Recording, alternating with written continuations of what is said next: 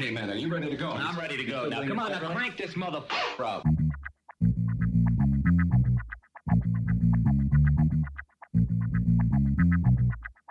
Break it down like this.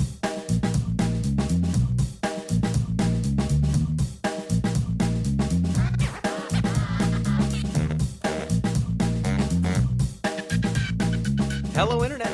Gino, that Reno Greco here again with another episode of Deep Listens.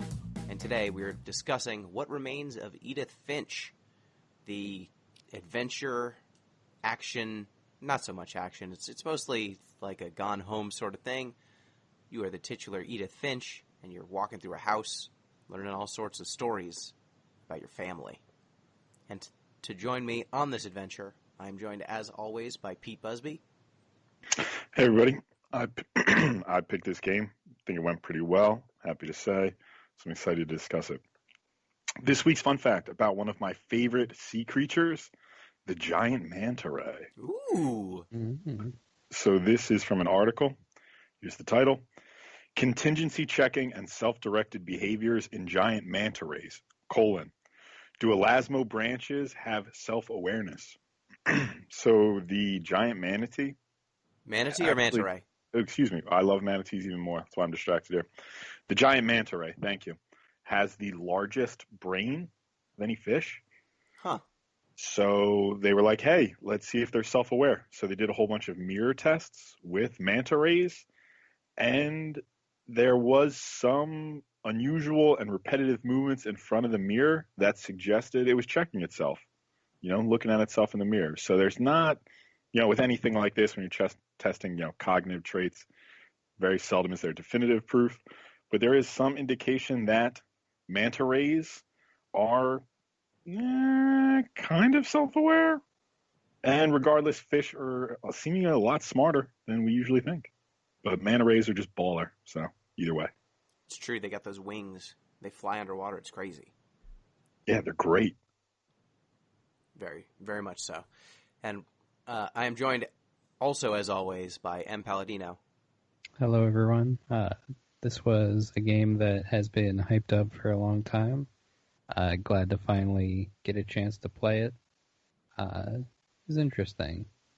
My new bit, for those who haven't listened to our last episode on leveling, I'm going to talk about Final Fantasy XIV, because that's about all I'm doing right now. Hell yeah. This week, I've been leveling all of the classes that I don't normally level, which is stuff like Monk and Ninja and Dragoon. You don't Dragoon? You don't hang out with a Stinian? How do you not Dragoon? It's the best class in Final Fantasy Tactics A2 Grimoire of the Rift. That's true. I have not played that one, but sure. I don't know. I was a samurai main, and now I'm filling out all of my off classes. I kind of like Ninja because if you've ever played Dota, there's a character called Evoker. Yep. Who hits a ton of buttons and does different spells depending on the order of the buttons you press. Yep.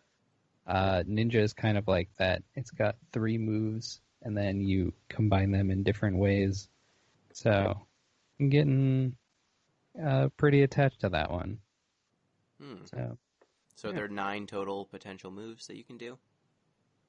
Or can you repeat things in the sequence? No, there's no repetition. I don't know if there's... I feel like they added on some more later on in future expansions, so I haven't seen all of the different combinations yet. And sometimes if you mess up, you get this error, which is just you get a bunny on your head. Your ninja magics fuck up, and you... Yeah, basically. And then you just gotta stand there with a bunny on your head and lose some of your DPS. Awesome. So, it's neat. That does sound good. I have to eventually give you your FF14 pins that I got from PAX. Yeah. I forgot about those. Before the world fell apart, and your Alphanod and Alice. Oh, yeah. Well, keep them safe for me. I'm trying to. I'm trying my best. Thank you. So, before we continue on, we've got a couple of other recurring features to go over. First off, if you want to get in touch with the show, you can do so at DeepListensPod on Twitter, deeplistens.libsyn.com. We've got our comment sections, and deeplistenspodcast at gmail.com. You can also support the show on patreon.com/deeplistens. That helps us pay for these games that we're playing, pay for our hosting, and keep everything running. So if you can support us, please do. This email comes in from Chris Zombie Redacted, and it says, "Knock, knock, it's communist o'clock, motherfuckers." Oh, boy. Oh, man. Okay. Is he converting? Is this a positive email? I don't know. It's 2M, Okay. colon. I'm going to read it as written. Fuck, marry, kill.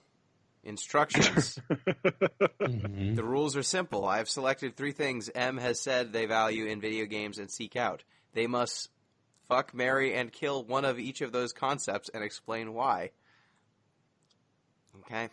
Deck creation / collectible card-based combat is 1. 2, fluid, pixel-accurate platforming. And 3, romancing options with wholesome LGBTQ characters. Shit. One of these has to Okay. die. That's a shame. Well, I have to fuck the romanceable LGBT characters, It's a good call. obviously. It's a good call. Fuck the romance. I will... Well, if we don't have the pixel-perfect platforming, are we getting a unperfect platforming experience instead? Is Yeah, that the trade-off? you're murdering Mario and letting Little Big Planet live. Oh, great. But I think that you're already married to deck creation and collectible card-based combat, so Yeah, let's be real here. that's true.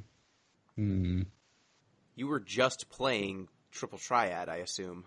I do enjoy Triple Triad. That is one of my vices in Final Fantasy XIV. Yeah, I guess I'm giving up the platforming, which is a shame. Well, now Little Big Planet's the best controlling platformer in the world. Thanks. I'm sorry. To Pete, NBA Hot Takes 76ers edition. Instructions, : I have scoured NBA Reddit and Twitter and found 4 questionable hot takes about the Philadelphia 76ers. Pete must respond to each with a short response and nothing more. I'll know if you're breaking the rules, Pete. All right, I'll follow along. I'll play this game. This is like Saw. It is like terrible. Saw. These hot takes are ranked from least controversial to most controversial. Also, these are not my opinions. He's emphasized this. There's an exclamation point. 1. The Andrew Bynum trade is the most impactful thing to happen to the 76ers in all of the 2010s. 2. John Collins deserved to be an all-star. Wait. Sorry. By the time you wait. get to 4, I'll have already forgotten. Oh, sorry. Yeah, Sorry. you need Yeah, to let me respond in just- kind. There's no ranking here. Sorry. So, I'd say yes, because nothing else has really happened to the Sixers in the 2010s. good call. 2. Well, I mean, Simmons and Embiid, but yeah. 2. Yeah. John Collins deserves to be an all-star over Ben Simmons. Note, this got 41 likes on Twitter, meaning 41 people saw this, at least 41 people saw this and said, yeah, I agree with that. I was about to look up John Collins' stats. The very need for me to look up his stats tells me that's wrong. Yep. 3. All of these rumors of Tom Thibodeau taking the head coaching position of the Knicks have me thinking about how he would be a major upgrade from Brett Brown. Tibbs could get JoJo in shape, and Simmons shooting threes in no time. Oh, my God, dear Lord. I don't like Brett Brown. Thibodeau is even worse.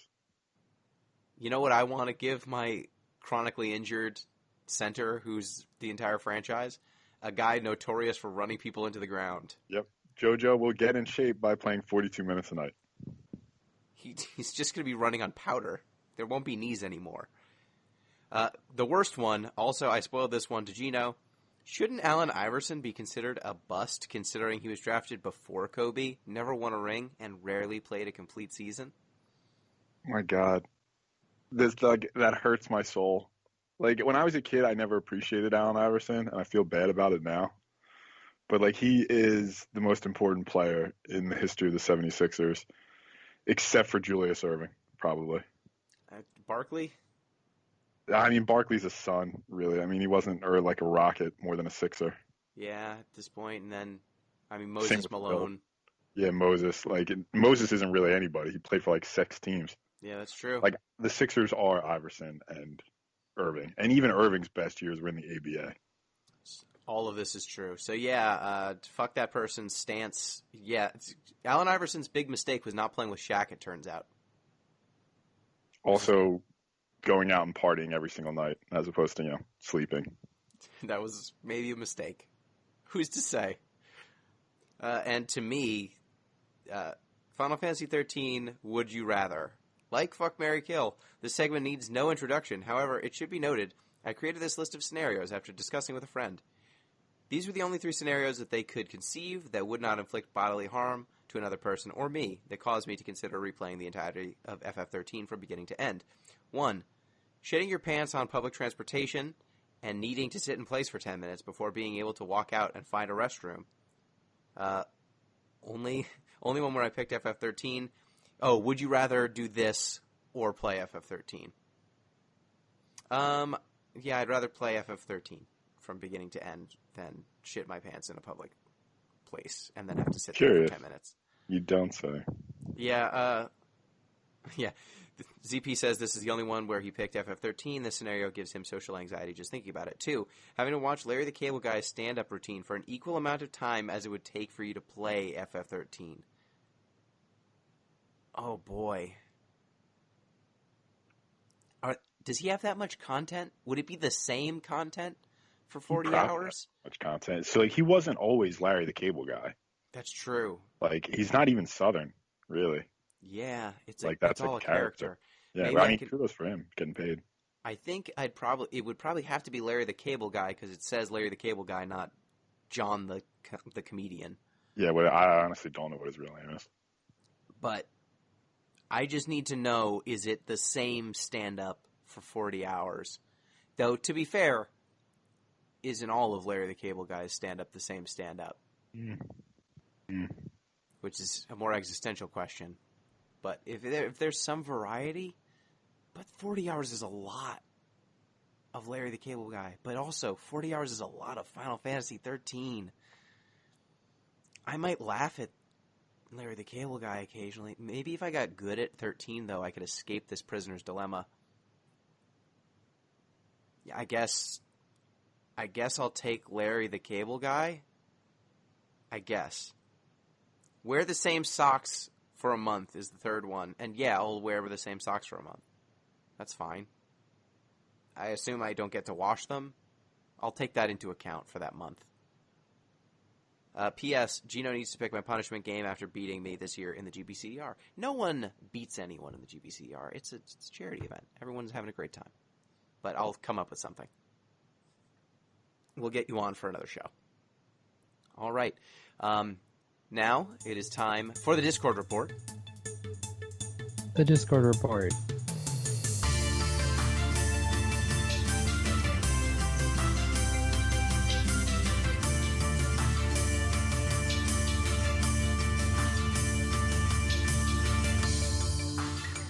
This week on the Discord report, I had to mute the Discord because you've been playing a card game. What card game is it? You muted the Discord? I'm sorry. I've been playing Runeterra. Yeah. I tried that out because Magic. So, Pete, tell me if you think this sounds like a good thing. And Emma, you can weigh in if you've heard of this. Okay. Recently in Magic competitive play, the amount of prize pool that was allocated for this year's competitive season was about I think it's just this year, was about $3 million across all major tournaments across the entire world. You know, it's all regions, every tournament.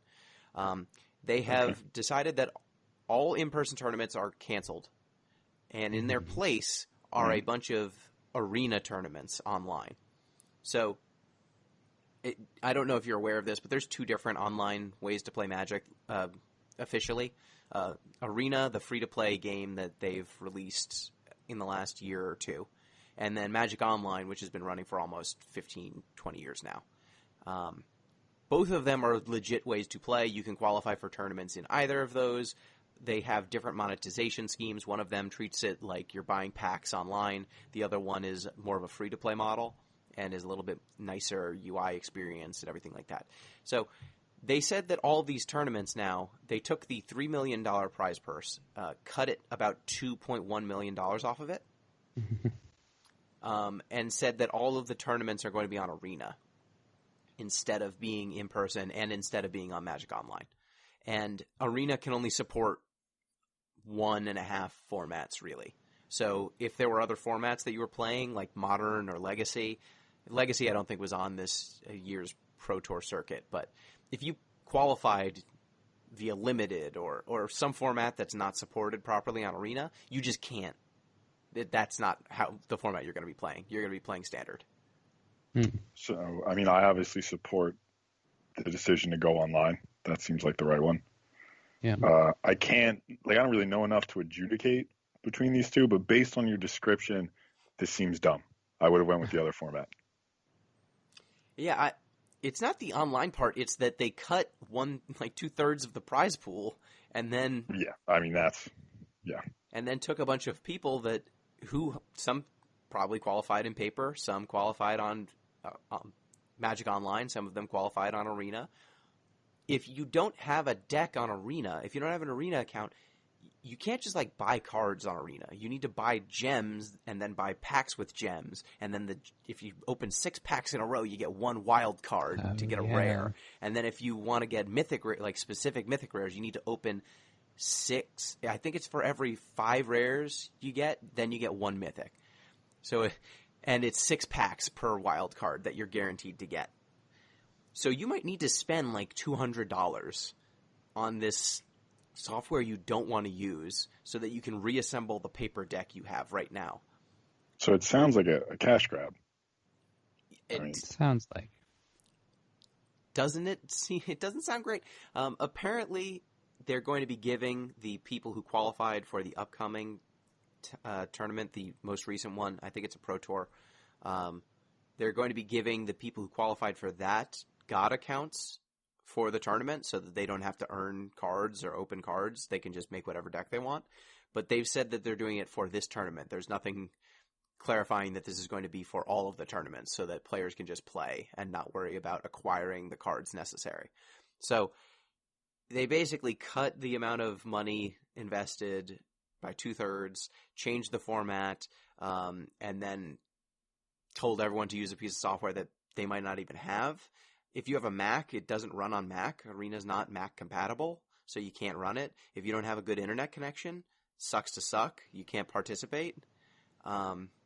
It seems really bad. And with all of that, that's a preface to me saying I'm not playing Magic right now. I wasn't enjoying myself. They also banned a handful of cards from the latest set in Legacy and Vintage, and you're familiar with the Vintage banned list and the Legacy banned list. Did you know that a week ago was the first time they've ever banned a card in Vintage? Really? Yep. Huh. Luris of the Dream Den. Let me take a look at this card. What is He's it called? Why that one? He's a companion. So in the 25 years of Magic's history, in this last set, they released a mechanic called Companion. And the mechanic is if you meet certain deck construction requirements, you just start with this extra card, not in your hand. You start with it outside of the game, and you can just play it whenever. You could play it normally, but it's not in your hand. It's outside of the game, and you can cast it as normal. But that means you can't, make someone discard it. It's off in this safe zone until you try and cast it. So what companions do is... God, this card's crazy. Yeah, some of them have really easy to meet conditions that are extra powerful in powered formats because the conditions are just trivial to meet. And then it just gives you an 8th card in hand. And it's hard to beat someone when you've got 7 cards and they've got 8. And Luris is especially fucked in big formats because his condition is you can't play any permanents of converted mana cost 2 or more. He's the only one that you can have. But in Legacy and Vintage, every card you play is cheap. That you don't play anything that's expensive because all the best cards are the things that are free. Like, you only play with the broken shit. So Luris was just completely for free. Like, you play. Imagine him with Black Lotus. Mm-hmm. That's it. That's all you have to say. Is like, you play Black Lotus, you cast Luris. Luris lets you play Black Lotus again, and then you just keep going. So there were a bunch of cards that were just completely broken with it. So they decided, and because of the way Companion works, you only ever have one card in your deck. Up until now, they've always just restricted a card, so you can only have one, which kind of reduces the most degenerate stuff, so it doesn't happen every single game. But with the way that Companion's designed, it is by design always going to happen every game. Yeah, it is in your hand, basically, because you have met this condition, which you were going to meet anyway, probably. But this just makes it so you can, during each of your turns, you may cast one permanent spell with converted mana cost 2 or less from your graveyard. So that Black Lotus you just cast is casting again. And this does not stipulate that it gets exiled afterwards, which a lot of these cast spells from your graveyard usually do. Well, yeah, because it's permanence. They don't have to go back after you cast it. So, yeah, Luris just lets you loop things forever, and it was just way too much. But that was just a way for me to say, like, they only ban things in Legacy and Vintage, which are the formats that no one plays because they're thousands of dollars to get into. But they've said, we think that Modern, Pioneer, Standard, they're fine right now. We don't see a problem with this. And if you had to go to your most powered formats and ban multiple cards from the latest set or restrict them, I think that they're probably going to be a problem in the other formats. But the only reason I can come up with for why some of these cards aren't banned, because I've seen tournaments where there are decks winning like 70% of the time, is because the set didn't come out in paper until like a week or two ago. It had been out online for over a month, but they weren't able to sell paper products until now. So they're basically delaying the ban so that they can sell the things first and then ban them, which just left a really sour taste in my mouth because I know which cards are going to get banned. Like, they're a problem in every single format.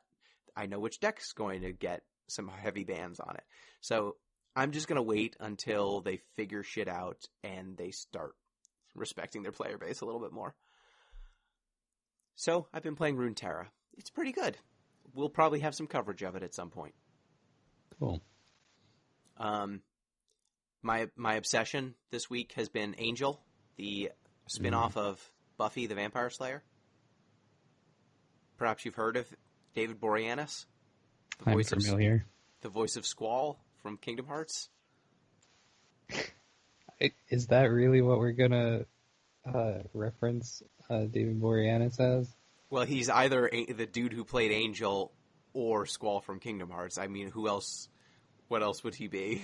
He was on Bones for like 12 years. He was on Bones. Is he the main dude in Bones? Yeah. Okay. No, he's not Bones. He's Bones' sidekick, I thought. Bones is the main woman on Bones. He would be the main dude on Bones. Yes, he's the main dude on Bones.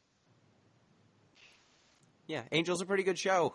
I don't know if either of you have watched Buffy or Angel, but they're kind of different genres. Buffy's kind of a soap opera, and Angel's weirdly like a police procedural.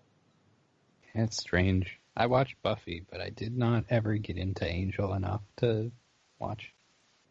I got through season 1, and I can say season 1 of Angel's really good.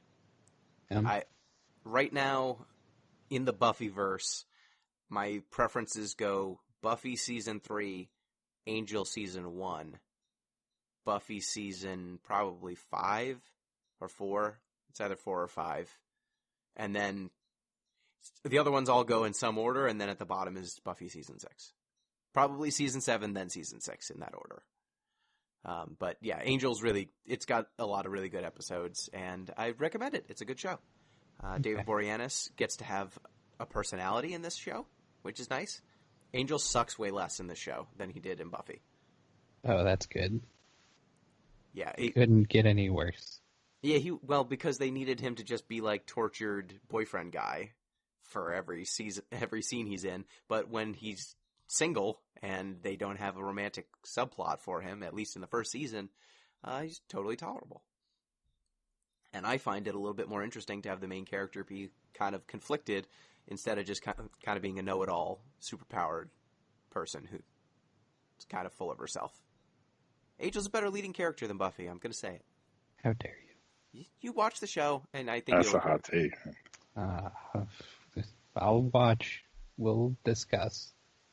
I recommend, there's an episode where, I need to find the name of the episode, but there's an episode where a kid's possessed by a demon, and I recommend that one wholeheartedly. It is so far my favorite episode, not of any of the Buffy shows, but it's one of my favorite episodes, definitely of Angel. All right, so without further ado, let's get into What Remains of Edith Finch. So Pete, you picked it. What is this? I did. So What Remains of Edith Finch, the titular Edith Finch goes back to her childhood home in order to investigate a series of stories about her family. So they give it to you right at the beginning, so I'll just say it.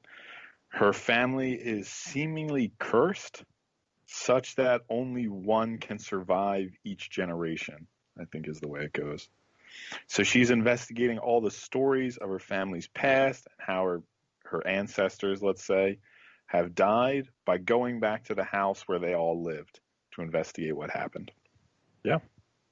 Yeah. So it is, this style of game is sometimes derisively called a walking simulator. It's very similar to games like Gone Home, where you're kind of walking around an environment that is populated with objects you can look at and investigate, but you're mostly just opening doors and then watching things play out, with the exception of some objects that you interact with to see what happened to the ancestors, or at least see the story that Edith heard of her ancestors passing. So it's an odd little mix where you're mostly walking through the environment, getting narration from Edith, and then occasionally interacting with an object that takes you into almost a mini-game that are these one-off experiences that show the kind of final moments of her ancestors. So what did we think of the approach? Like that, I feel the house and the setting of this game definitely makes it stand out. So what did you think of the home, or of the approach, those initial moments? I think architecturally the home would be condemned. Yeah. Yeah. Oh, yeah. If we're talking about in terms of sheer livability. But it's an interesting way to do sort of like a bottle game. It's like in TV, bottle episodes where everything happens in one location. So you can think like Walking Dead episodes where they were all at the farmhouse or whatever. But this is like, it's a bottle game that isn't, because the bottle's so big and expansive. It's sort of like if you took a sandbox and put it in a bottle. This is what you'd get. It's an interesting organizational theory.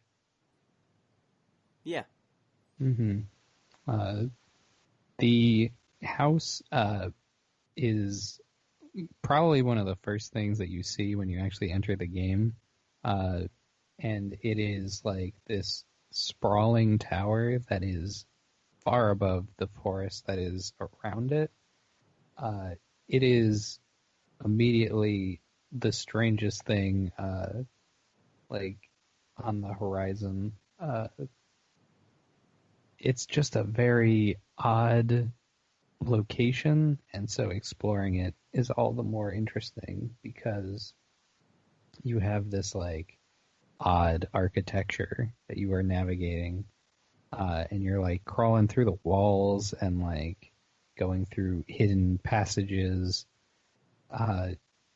It's much more engaging than like Gone Home, where you're walking through pretty much a regular house. I don't think there was anything too strange in Gone Home. There were moments that felt like it was going to spook you with some spooky stuff, and I think that this game is similar. Mm-hmm. I definitely was like expecting a jump scare at some points with this one. thankful that they did not go that route. Especially there's a like horror comic that you read partway through. I thought for sure like, oh, they're gonna set this up and it'll come back later.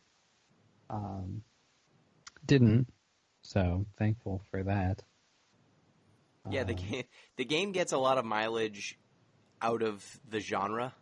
You know, it seems to be a house investigation story, and those types of stories investigating old spooky houses just carry the weight of expectations with them.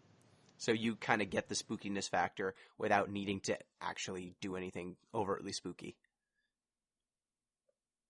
It's like I felt like I was playing Haunting of Hill House a little bit with the house in that show, but there was no actual ghosts to speak of. They just say, oh, this family's cursed, and there's a bunch of rooms that are sealed up. And all you need is that conceit, and everything seems a little bit more macabre. And there's hidden passages, so that's all you need, right?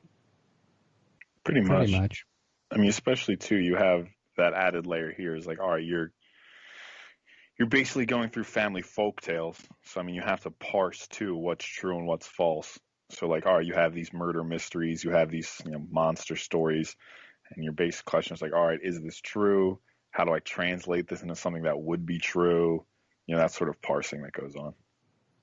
Yeah, and I do really enjoy the way that the house is constructed with just additional pieces clearly being built on top of what was originally a fairly normal structure. And just as every generation was born, they'd never reuse any rooms. They just build new ones. And so it just kind of stretches up and up and up into the sky so that they can accommodate a family that's at that point, I think, 4 generations long. It's huge. I want to talk about one of those. I mean, the game's all story, so yeah, whatever. But one of the spoilers for the whole game. So the one that got me the most is there are those 2 brothers who share a room, and one of the brothers dies. Yep. He's trying to swing around the entire swing set, like go over the bar. Yep. Like that girl on Recess, if you guys remember that show. Yeah, doesn't she like travel through time or something after she goes over the bar? I don't remember if she ever makes it. But he tries to go over the bar and he ends up jumping off a cliff. That's basically what happens. But instead of like doing anything to his room or moving his brother out, they just rope it off. And like this kid's just gotta like grow up looking at his dead brother's stuff all the time. And like I'm pretty sure the living one, when he turns 18, just joins the army. Yes. Yeah, I mean, I would have gotten out of there as soon as I possibly could if I was just looking at my dead brother's stuff get dusty all my life. Yeah, there's a narrative, like little clip, where I think Edith says Sam lived with his dead brother's stuff for like 7 years. That was spooky. I can't even imagine like waking up every morning and seeing your brother's stuff. Just it's like a marquee cube, like they just roped it off. Yep. It's weird. Yeah, it's like the show is in intermission. Mm-hmm. We're gonna need you to step out for a minute. Mm. Yeah, it's interesting to see all these rooms that are so connected and the characters seemingly connected, and then they're connected through secret passageways, but the front doors to each of these rooms are locked and sealed with caulk, so you can't go in the front door. The front door to each of these rooms just has a peephole, and that's it.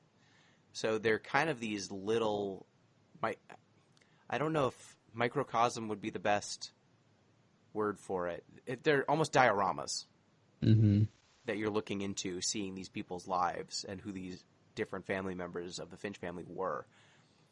And it's kind of a great feat of the level design and the environment design that you get a real sense of who these characters are just from the peephole view. And then once you inhabit the space directly and kind of mess around with some of the objects or get some of the narration, it adds that texture in. But you get a quick snapshot, and then when you eventually worm your way into the room, you can get a real sense of who they were or what happened to them. So, Pete, that was obviously the scenario that you remember the most, or that stuck out the most to you. And what was the death that really stuck with you, if you had to pick one? I mean, obviously you can go through more if you want. Yeah. There were a lot of good ones. Like, obviously, the one that I think stuck with most players is the one with Lewis, who is Edith's older brother. He Oh, works at a cannery, Yeah, chopping fish, and he's doing this monotonous job where you are, as the player, you have to sort of take the fish, bring it over to the right, and chop their head off, and then it goes on the conveyor belt. And this is all narrated by the therapist that he has. And as she's explaining, she's mentioning this like expansive world that he sort of lost himself in, and then you start to using the directional keys while you are still chopping fish. You are controlling this character going through a maze, and then this imagination continues to sort of grow and expand, and then it takes over the screen. All the while, you are still doing this fish chopping motion, and then eventually it like gets you making choices. You're like in a little boat, and then at the end, Lewis decides to stay in his imagination world, and he is crowned king, and he lowers his head to accept his crown in a guillotine, and then that is the end of his narration. So we are led to believe he put his head in the fish chopping mechanism. And that was probably the one that stuck out the most because it is the most expansive scenario I believe we go through. All the other ones are like small vignettes, but this one kind of, it lasts for a while, and the dual action of like having to keep going back and forth, grabbing fish, dragging them over, as well as controlling a character moving through this imagination land. That was, from a gameplay perspective, it was fascinating to see that. yeah. I thought that controlling the fish, I was really concerned from the first moment that I started playing as Lewis and he started daydreaming that where it was going was he forgets that the guillotine is there and cuts his hand off or something. Like something absent-minded because he's not paying attention to the very dangerous equipment he's near. And as it keeps going on and I realize, oh no, he's getting further and further into this imaginary world that he's inhabiting, and he's becoming more and more disassociated with his life. Like, you eventually stop seeing his arms. Like, I think the fish is on screen, but nothing else is. And so you can see the fish get decapitated and throw it, but you lose all grounding in the world around you other than the fish. And I was... When you see the guillotine with the crown at the other side of it, it was pretty intense. Yeah, I agree completely. I mean, this is just, my personal, what would you call them? Not really peccadillos. The things that I personally care about, but what struck me the most, not the most, but what struck me about that one was when, like, the therapist was like, well, I didn't say anything. Because, like, his boss was saying, like, oh, he's chopping fish even better than ever. It's like, I thought he was really thriving.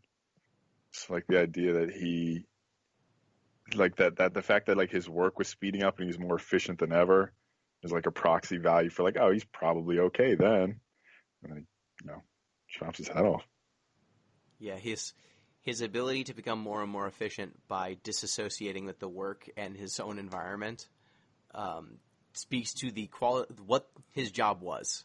It's an indictment of what he was being made to do, not any amount of skill or drive on his part. He became better at his job as soon as he stopped ever thinking about what he was doing, which is a horrifying thing to think about your day-to-day existence. So yeah, and like seeing his apartment, it's a boat kind of built into this house. His room is just crazy. It's got a lot of blacklight posters, and he was way into weed, I guess. #weed life. And he's got, I think it's a Genesis or like a fake Genesis in there, and you can kind of see all the inspiration that led to his imaginary world. And he just kind of found a way to roll that into his day-to-day life, but ultimately kind of cost him. Yeah, for me, the one that stuck out the most was Gregory's story. Pete, do you remember Gregory? Give me a little refresher. The baby. Oh yeah, that one's heavy too. They're all heavy, but that one's heavy. Yeah, the baby. So the baby's in the tub, and he's playing with toys, and it starts out with you just being able to like move around a little frog on the surface of the water, and you're kind of controlling these objects, as you assume that Gregory would, be just kind of moving a frog around with his hand and making noises and stuff. But as they keep going on, the things that the objects in the tub are doing become more and more elaborate. And I think Swan Lake starts playing, or some ballet music starts playing, and you start seeing this world kind of flesh out where toys are getting knocked into the tub, and there's a synchronized swimming routine happening with little figurines. You knock a little whale into the tub, and the whale lets your frog jump even higher. And it's just this constantly expanding world in this little child's tub that escalates to the point where you basically turn the faucet on instead of pulling the plug, and it becomes clear that the child drowned in the bathtub. But the beauty in those final moments, and the narration that kind of says, like, I think it's the mom and the dad talk in kind of the death notes of what happened to Gregory. Yeah, it's a letter from the father to the mother. Yeah, from the father to the mother. And this is Sam, so this is the army guy all grown up with his first wife, I think. Or his ex-wife. One ex-wife. It's his ex-wife. I don't remember what the order was. It's his ex-wife, and they had this kid together, and she was trying to leave, and he said maybe if I didn't distract you that day, Gregory would still be here. But they kind of talk about the imagination and the shine in this child's eyes, and kind of trying to imagine what the world must have looked like to him. And this whole ballet dance in the tub is kind of their attempt to view the world through his eyes. So what did you think of like just the metaphor of having all these different gameplay experiences for each of these stories? I mean, it fits. Tell you what, can we do one more before we get to gameplay? Because I wanted to talk about Walter's too. Yes. Oh, man. Well, so Walter, I forget, do you remember what drives him? So Walter spends like 30 years, some crazy amount of time, just living in this bomb shelter, not leaving, just to avoid the family curse. Like, he doesn't want to die. It's like, if I leave, I'm going to die. And eventually it just gets to be too much. It's like, I can't stand this monotony. So he finally leaves the bomb shelter. And he's like, I can feel the sun on my face now. This is glorious. Even if I die now, it was all worth it. And I don't know if the sun was the light from the train or if like there just happened to be a train there, but he pretty much instantly gets hit by a train and killed. So he was right. Like, the second he left, he died. But like, he had this horrible, horrible choice to make between living the exact same day over and over again in this bomb shelter or leaving and dying. Like, it's horrible. So Walter, the trigger for him is he was home when his sister Barbara, who's the child actress, goes missing and then is never found again. Yes, he was hiding under the bed. Yeah, he was hiding under the bed, and so he decides to hide under the bed forever by going into the basement and living in this bomb shelter that I guess he must have constructed or someone constructed under the house. And so when he goes down there, he's eating canned goods and living, well, quote unquote living. And he says that every day he hears this monster slamming at his door. And so it's kind of made him think, oh man, it's good that I'm in here, right? That whatever got Barbara is coming for me. And then that made me realize at the end when he gets hit by the train is he said what made him think that this was the time to go was that the monster, he only heard it like twice last week, and this week he hasn't heard the monster at all. He thinks that it's gone or it's given up on him. But he's underground over a train tunnel, right? So the monster that he was hearing every single day. He's hearing the train? It's just the train. Oh, Jesus. So he keeps hearing the train thinking, oh, there's some monster pounding on my door. No, you're underground next to a tunnel. And so when he goes out, it's because he gets hit by the train because it's been a week and it's a schedule. He says, I hear the rumbling every day at the same time.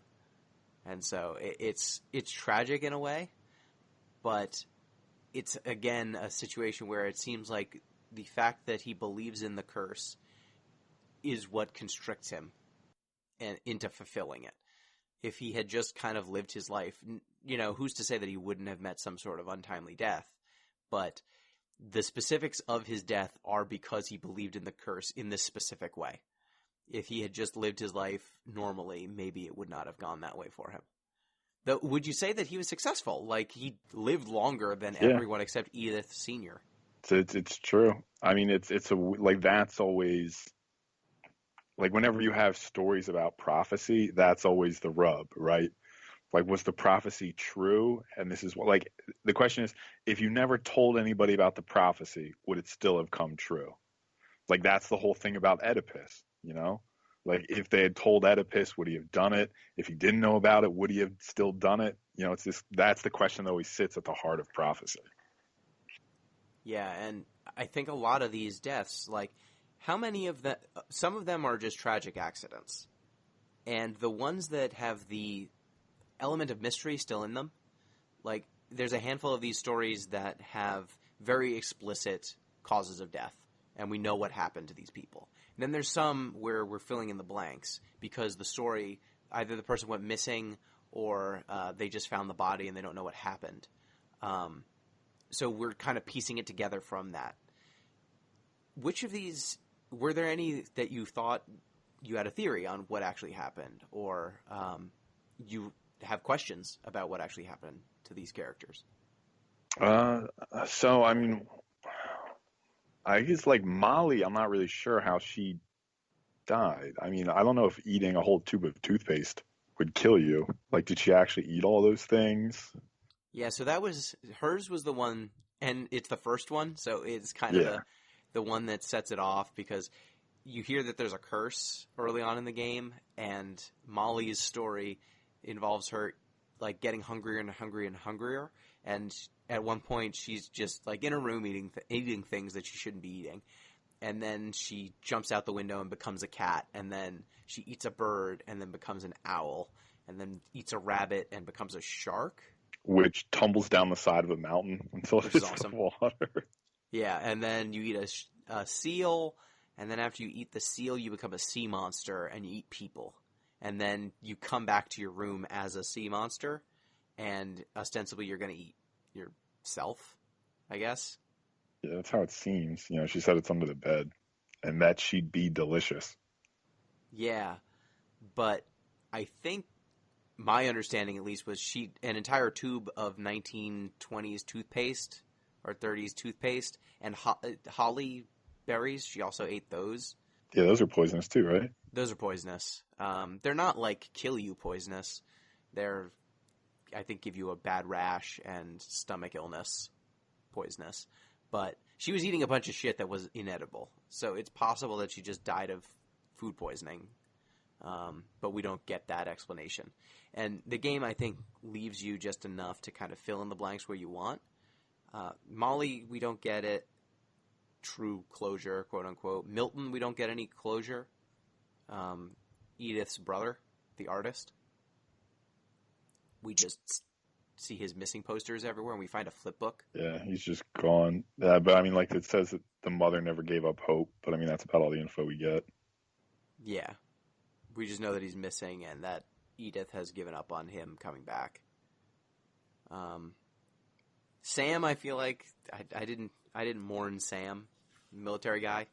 He got knocked off a cliff because he forced his daughter to kill a buck. To kill a deer. Yeah, I mean, sucks that her dad died, but I don't really care that much about Sam. Yeah, I mean, he made his daughter shoot a deer, and then the deer wasn't as dead. He said, "Don't worry about it. That deer's dead," and then the deer wasn't actually that dead, and it just knocked him off a cliff. But do you, at the end of this, like going through all these stories, how do you feel on the prophecy versus knowing about the prophecy or knowing about the curse driving these actions?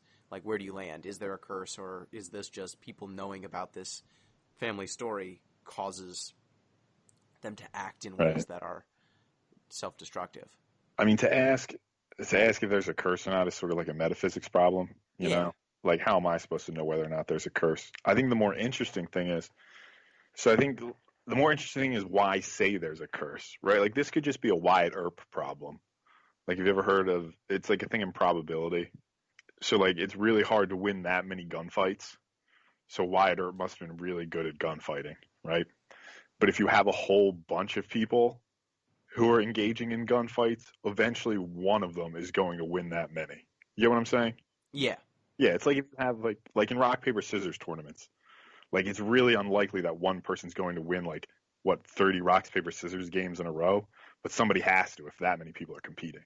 Yeah, it's not necessarily that one person is statistically better than all of the others. It's that we are running a randomized trial, and in any series of randomized trials, eventually one outlier or multiple outliers will happen. Yes, exactly. And the negative outliers, losing.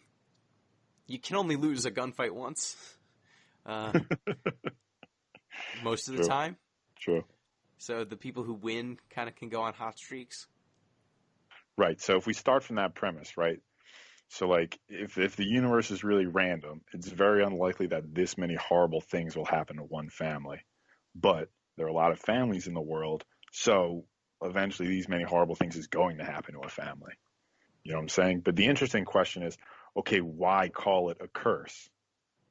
So this is something, one of my favorite dudes, I mention him a lot, Adorno, talks about in terms of astrology in The Stars Down to Earth. So his point is that, look, this is all random for the most part. We have no control over it. So we look to astrology to give it some sort of dignity.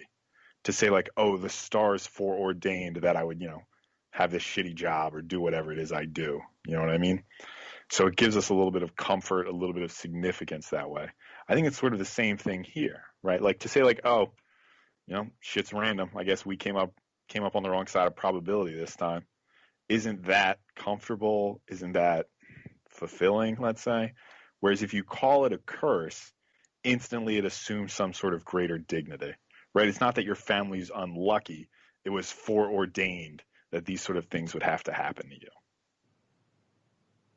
Yeah, and it's just a narrative construction applied to otherwise random events just to make them a little bit more palatable. Right, exactly. But I mean, then it leads back to your first question, Gino, which I don't really have an answer to, right? So, like, this curse idea might have been more comfortable to them, but in the end, did it make them worse off by being self-fulfilling? I don't know. I can't really say. I might say yes. There's only a few of these characters who seem to have adjusted their lives in any meaningful way to account for this curse, and it's pretty much, I think it's just Walter, the guy who lived underground. Everyone else just seemed to be living their lives, and then if something happened to them, it happened. Like, great-grandma Edie, she lived to, I think, a natural death. Like, nothing seemed to happen to her. She died in her house. Mm-hmm. Yep. How did she end up dying? It just said that she died before she could be moved to her home. Oh, okay. Yeah, because that's sort of how it ends, right? Is Edith and her mother are leaving, and they tell Edie, the grandmother or great-grandmother, I guess, like, hey, like, you're moving to a home. This is it. Yeah, and she apparently didn't survive the night, and we don't find out anything beyond that. Yeah, I don't see anyone else. I got notes on all of these, and there's almost no one else who adjusted their life in a meaningful way. Like, Barbara leaning into the kind of horror movie child star role. She maybe, like, her life was kind of angled around being a child star who was good at screaming. And so that, like, in a way, maybe acting out the terror of her family's curse. But that's a stretch, I think. But yeah, no one else seems to really adjust. And Sam, I guess you could say, being driven to the military after his brother dies. But I think that joining the military after you're trapped at home. Either way, like, that one's just probably trying to get out, you know?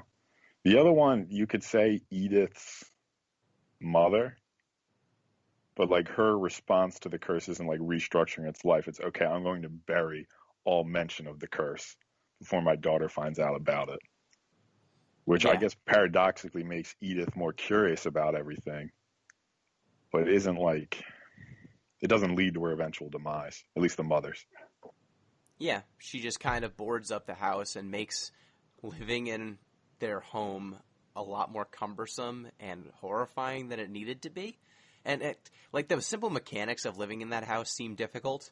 Like, towards the end, Edie's room is just really high up in the house, and all of the lower floors are sealed up. So I think only the kitchen is basically on the ground floor. Edith wasn't allowed in the basement. She wasn't allowed in any of the rooms in the midsection. She wasn't allowed in the library. And I think none of her brother's rooms either. So the act of living in that home must have been terrible. Oh, yeah, it must have been horrible. Except for all the books. That would have been cool. The books are neat. How did she even manage to get to her own room without going through, like, that intricate maze of stuff? You had to go through, I think, the castle, at least, to get up to where she lives. Her brother's room, you mean? Yeah. Like, that was, quote, the castle that Edie gave Milton before he disappeared. And then she's at, like, the very top for Edith's room. You know? Yeah, I think you don't need to go through Milton's room. Milton's room is kind of off on a wing, but some of these sections are connected. There were the staircases that have fallen away. So it's clear that at one point there was functional transit between some of these rooms without having to cut through them. But because of the way that this narrative is meant to unfold, you have to go through each of these rooms to get to some of the higher floors. Though it does seem like there's some rooms that you can just avoid. Like, can you just not read the books?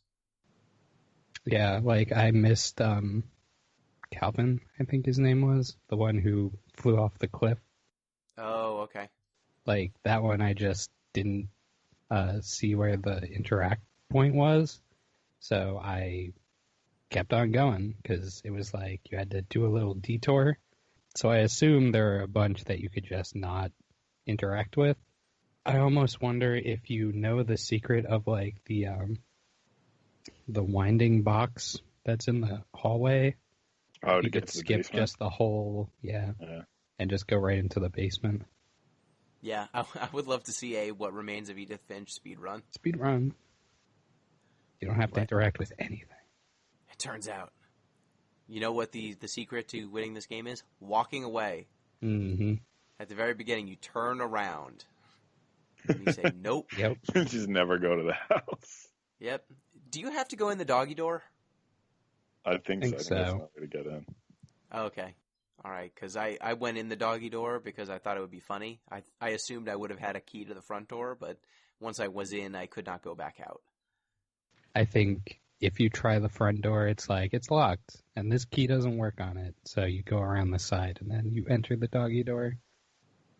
So, Em, you wanted to discuss some of the interactions and the gameplay. Yeah, this game has a really interesting way of having you interact with objects.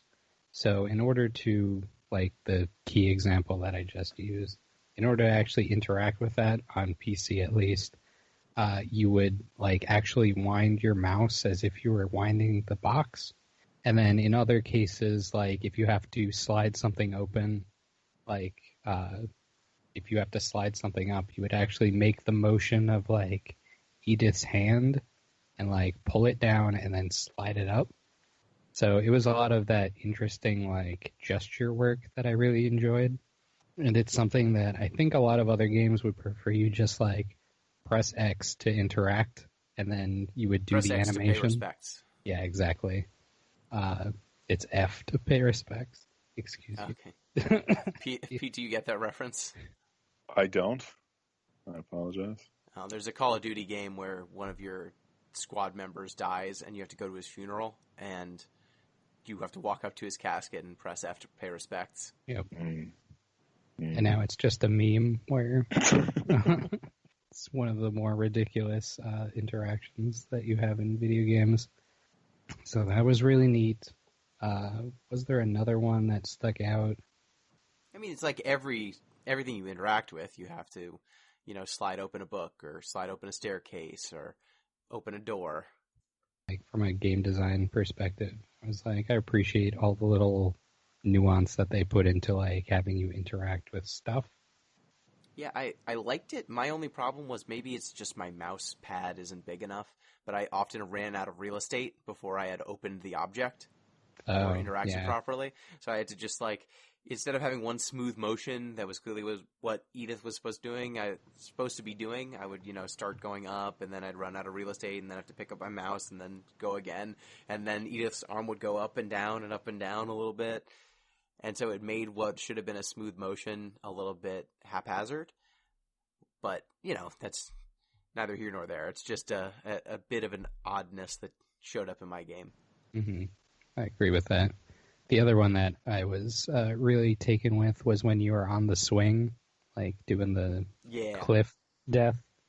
You actually like use your motion to guide the legs, and you have to get your momentum up.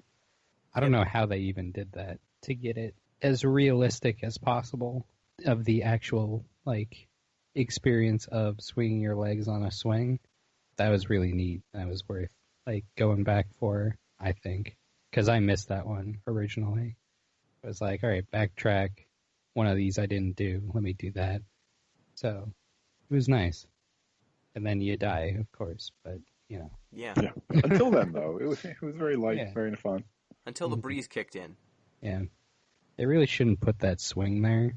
Oh, you don't think the swing should face the cliff? Probably not. Like, what? Like, this is like, what, how many deaths in? And they're like, yeah, just put it right on the edge. It'll be fine. Yeah. Yeah. Like Edith's husband, Sven, building a giant dragon slide on like the third floor from like the third floor of the house to the ground floor. Like, what are we doing here? Mm-hmm.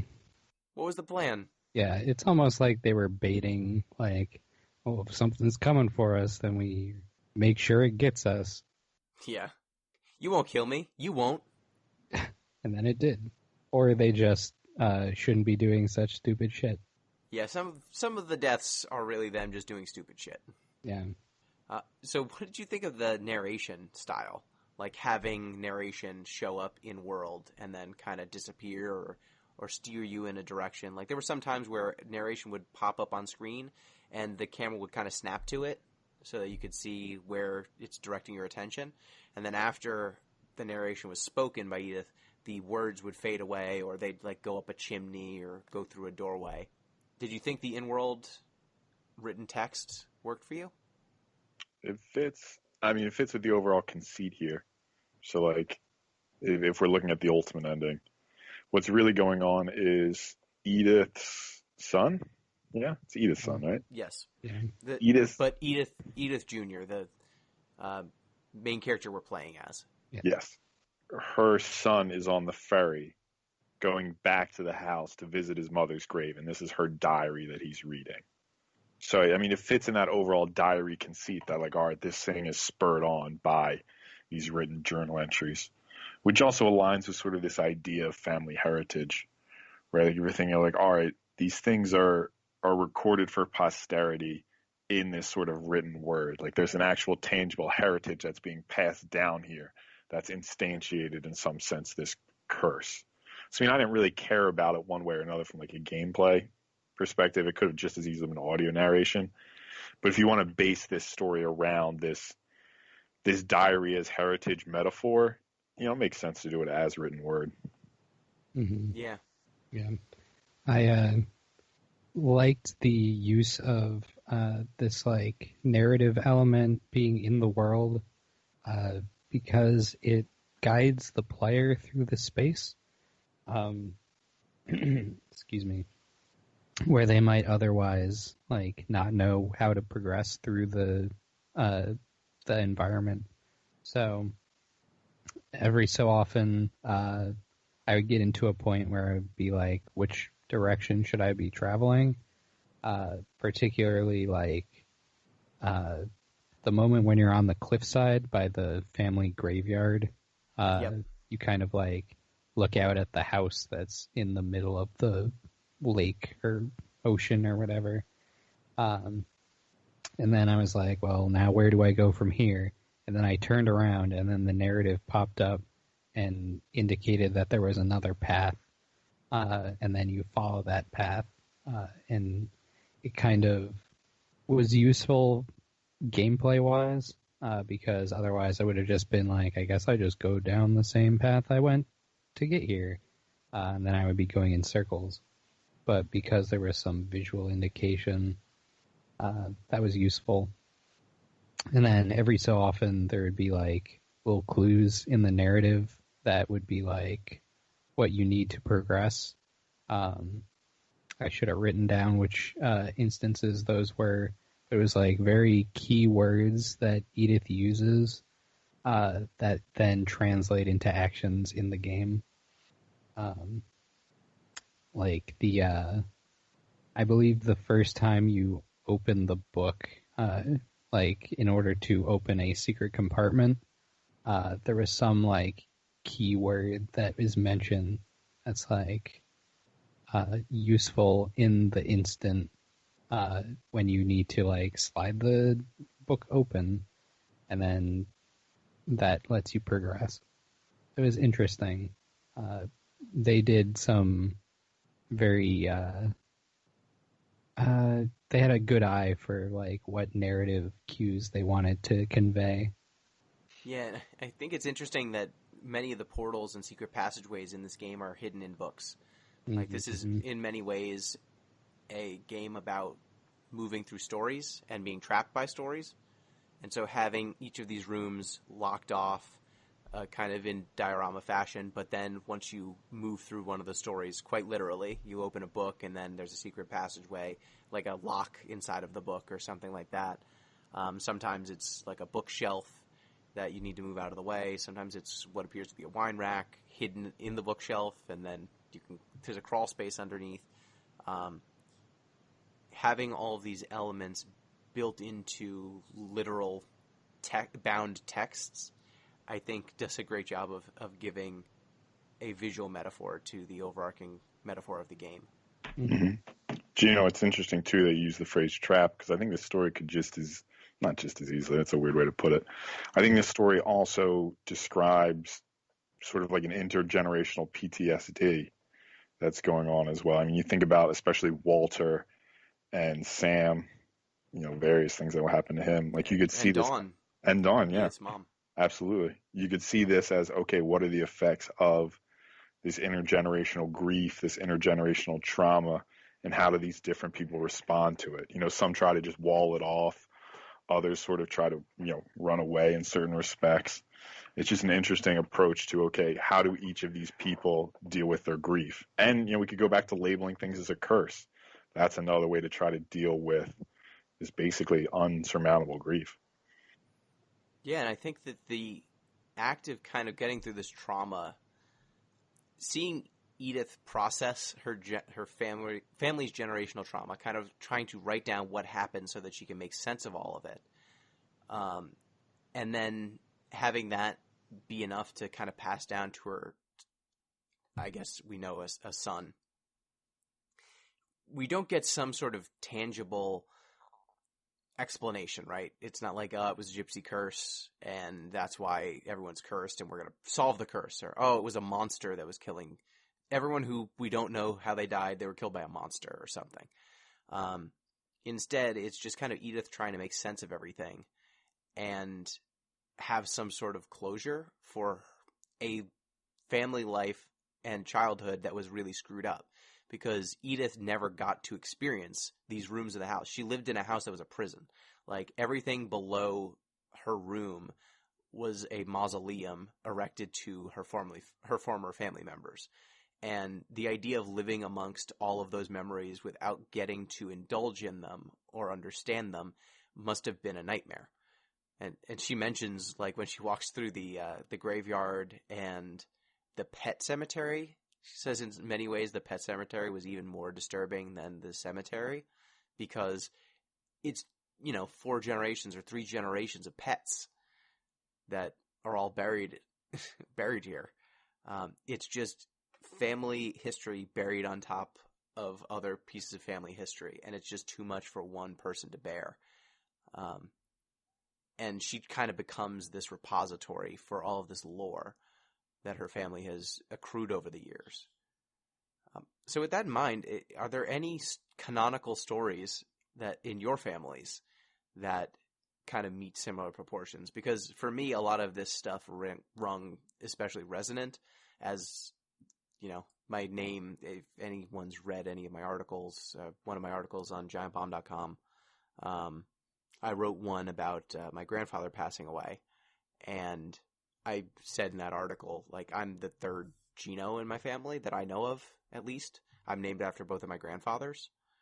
So for me, a lot of intergenerational stories kind of come up all the time. I lived in a multi-generational house growing up. My grandmother lived with us, with my parents, and then me and my sister. So this was fairly normal for me to interact with great-grandparents, grandparents, parents, and then kids. So it actually felt pretty resonant to me. Like, my grandma had her own section of our house. Then there was the section of the house that my family lived in. Then there was kind of the living area below. So it actually all blended really well. But did y'all have any stories that really stuck out? And I'll tell mine last. My family doesn't really have, like, intergenerational stories. I mean, obviously, your parents tell you stories. One that we make fun of a lot, I'm pretty sure my dad, I mean, they didn't have money growing up, but I'm pretty sure he over exaggerates his poverty. It's like one of the things he likes to talk about is, like, the amount of food they had in a week, and it seems to get lower each time he tells it. Like, it used to be 1 chicken a week, now it's like half a chicken a week, and that's just like, yeah, we didn't eat for months at a time. Mm-hmm. Like, really? I don't know that one. But we don't, like, I wish, like, we had more intergenerational stuff, but, like, you go back, once, that's pretty much where it cuts off for us. My family is also one of those, like, old school Italian families. Hell yeah. Yeah. So I feel like we have a lot of stories, but I have not retained any of those just because my memory is terrible. My grandparents, all of them passed away, like, when I was pretty young, so I don't have super good memories of them, like, just because I was a child. Probably something I should reach out and see if there's anything interesting that happened to us. But if you ask my parents, we have no interesting events in our family. Yeah, for me, I had so both sides of my family, both my mom's parents and my dad's parents, both have pretty interesting origin stories. I'll just go with my dad's parents' story. So I'm third generation American. Yeah, third. My grandparents were naturalized citizens. My dad was born here, and then I'm the second generation born here. So their story of how my grandparents on my dad's side met is pretty, at this point, well-trodden territory. So my grandpa, his cousin, married my grandma's sister. So at this family wedding, my grandfather saw a picture of the wedding party, and he saw my grandma in the wedding party. And he talked to his cousin and said, "Hey, I want to talk to that lady's pretty. Could you, set that up?" And my grandma was living in America at the time. And so they became pen pals. Between Italy and the U.S., they started mailing each other letters and love letters over time. And they hit it off. and ended up getting married just off of that. So I don't know if they were It's a great sight story. unseen. Do you know if you guys still have the letters? I don't. I need to ask my nonna if she has them. Yeah, it'd just be cool if somebody did, Yeah. Yeah. But yeah, they were pen pals back and forth. And so they ended up getting married, and they actually lived in the same building with my grandfather's cousin and my grandma's sister. They lived in a 2-family house for like 20 or 30 years. That's wild. Yeah, and my other grandma has an interesting story as well, but that one, she married my grandpa to get him to America without knowing him super well. Mm-hmm. But apparently my grandfather, when he saw her getting off the boat, said, "I'm going to marry that girl someday." And then he did. Aw. And then they came to the U.S., and then after getting married, they didn't know each other super well, but my grandma, just actually started dating him Mm-hmm. after they were married, and then they actually fell in love. But they slept in different beds for the first few months that they were together, officially married, because they didn't know each other that well. It's all right. I mean, what? Lucy and Ricky slept in different beds, and they were married for how many years on I Love Lucy? That's a great point. No one talks enough about their sleeping arrangements in I Love Lucy. It's weird no one discusses it. I'm a proponent of sleeping in different beds. I just want to go on the record for that, but we don't have to discuss it right now. Yeah. I mean, But what if we did, though? my father snores really bad, and my mother has insomnia, so they do not sleep in the same bed. Yeah, my parents don't either because my dad snores. Works out for them. Multiple beds is too expensive. I can barely afford the bed I have. That's fair. But do you snore is the question. No, thankfully I don't snore. You've and neither dodged does a my bullet. partner. Yeah, neither of us snore. So I can understand it. If there's snoring, if you can't sleep next to the person who you've chosen to spend your life with, I think you need to do whatever you need to do. Because sleep's important, y'all. But yeah, I at least for my family, we have a ton of canonical stories that just get told every single. I mean, those 2 stories I've heard maybe 20, 30 times. It comes up multiple times a year, I think, at this point. And at a certain point, you just get the narrative beaten into your head. And I actually, this game really resonated with me because, I heard a lot of stories from my grandpa about his hometown, and I'd never been there. And I actually went there 2 years ago, and hearing some of the stories that he told and then seeing the places that he was talking about years later, it felt a lot like what playing this game felt like. Like these stories that you're only hearing secondhand and then actually getting your hands on the truth, or as best as you can understand it.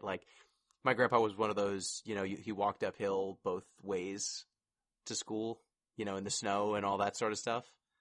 And I went to his house, and yeah, he did. He walked uphill both ways. And it's just snowing constantly. It's a really weird weather pattern over there. No, actually, the town was on fire when I was there. Mm-hmm. He really undersold it. Well, it's climate change, man. What can I say? But yeah, very mountainous town, turns out. Turns out you have to go uphill almost to go anywhere. But yeah, I really enjoyed this game. It felt true to my experience as someone who grew up in a multi-generational household, in a house that was divided in kind of a similar way. And it was a very specific experience, but it's cool to see it resonate with other people who didn't share that biographical hook. So, any final thoughts on What Remains of Edith Finch? I would like to present that the title of the game is not referring to our main character that we are playing as, but rather her grandmother, because they have the same name. What do you think of this assessment?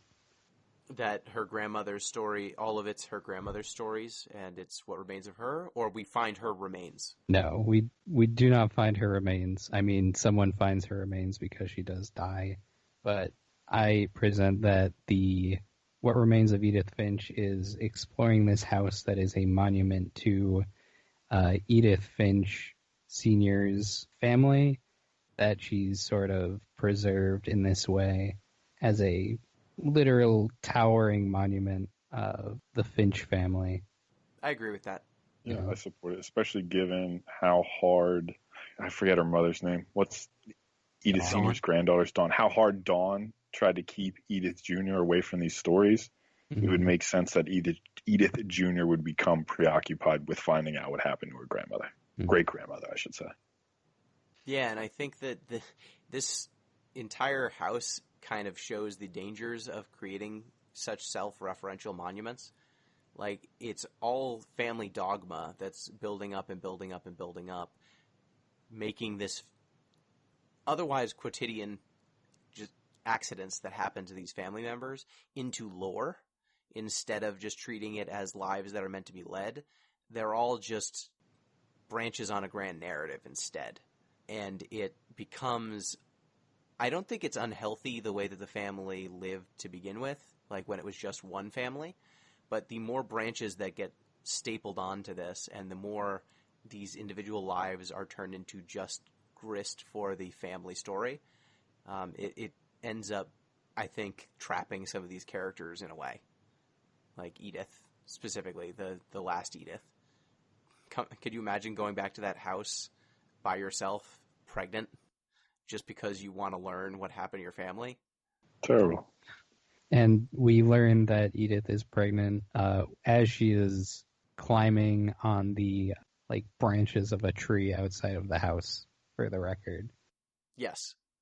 That's the first mention of it. You can look down and notice she's pregnant, but she's like, I probably shouldn't be doing this when I'm 22 weeks pregnant. She's got good upper body strength, though. Mm-hmm. God, 22 weeks. How long is that? How many months? That's 6 months. God, that's like her third trimester. Yeah. She should not be doing that at all. Maybe if she wasn't doing that, she would have survived. That would be a hell of a thing if it was like, oh, it turns out that the excess stress of climbing up this godforsaken home was what did her in, literally. Dark.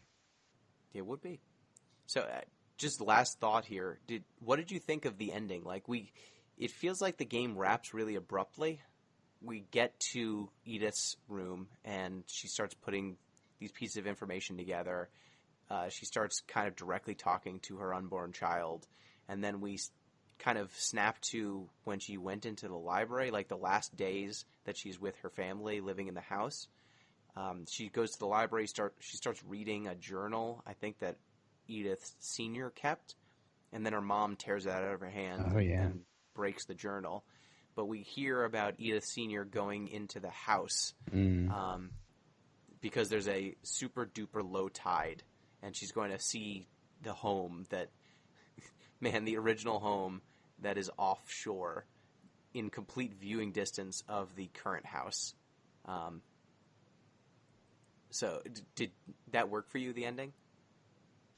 I would say that the tension at that point, I really wanted to see what was going on in that house. I feel like if we did actually go in there, it would probably be a disservice to the narrative, given that everything seems to indicate fascination with stories and legacy, just this narrative of the family. If we had a nice wrapping up of that narrative, it would feel too neat. And then Dawn's pushing back against this curse is not a thing. We were more fascinated with the story of their deaths than their lives, seems to be the case. And so her pushing back against Edith reading this last book seemed to be the point that they wanted this culmination to end on, where it's stop reading the stories and go out there and actually live. And Edith even says over the course of the narrative, I probably shouldn't be writing this down because it seems to be feeding into this idea of a curse. So I don't know. I feel like it worked for me. I can understand that some people who play this game will be like, well, what the fuck? We're all hyped up for this. And then it was ripped away, literally. But I don't know. It would have been odd. I'd say part of the logic too is that like the story isn't over, right? Like the next generation's about to confront the curse. He's going to his house to do just that. So I mean, maybe they could have wrapped up Edith's story sort of nicely and patly, but I mean, it would still leave the curse, so to speak, ongoing. Do we believe it is a curse? I don't. Nah, it's 6 of one, half dozen of the other, as far as I'm concerned. With that, I think that's all we've got for What Remains of Edith Finch, which means it is now time for you to pick, M. It's What game are time. we playing next? The game that we are playing next, I would like to play. This game has been out for a while. It recently got its final update, and I don't believe we've played it before, but stop me if we have. Terraria? Oh, we have not. Okay. It is in my library, though. It's been in there for a good long time. We're going to play some Terraria. This is going to be probably not a narrative-driven game, given that I don't think there is a narrative to it, but we'll see what fun stories you guys can come up with. I'm going to dig to the center of the earth. Oh, yeah. I think there is a plot, actually. I shouldn't undersell it. I hope there isn't. Play for a while, see what you find. I hope there's no narrative and I just have to dig until I hit lava and then embrace eternity. Do it. So, with that, I think we've ceased our discussion of What Remains of Edith Finch. Next time we'll be playing Terraria. Thank you, Pete. Yep, glad we all enjoyed a game I picked. I always like that. Yes, thank you, M. Thank you. Eager to cross another game off my list. And thank you, listeners. If you want to get in touch with the show, you can do so at DeepListensPod on Twitter, deeplistens.libsyn.com. We've got our comment sections, and deeplistenspodcast@gmail.com. Till next time. Oh, and you can support the show, patreon.com/deeplistens. Till next time, peace. Break it down.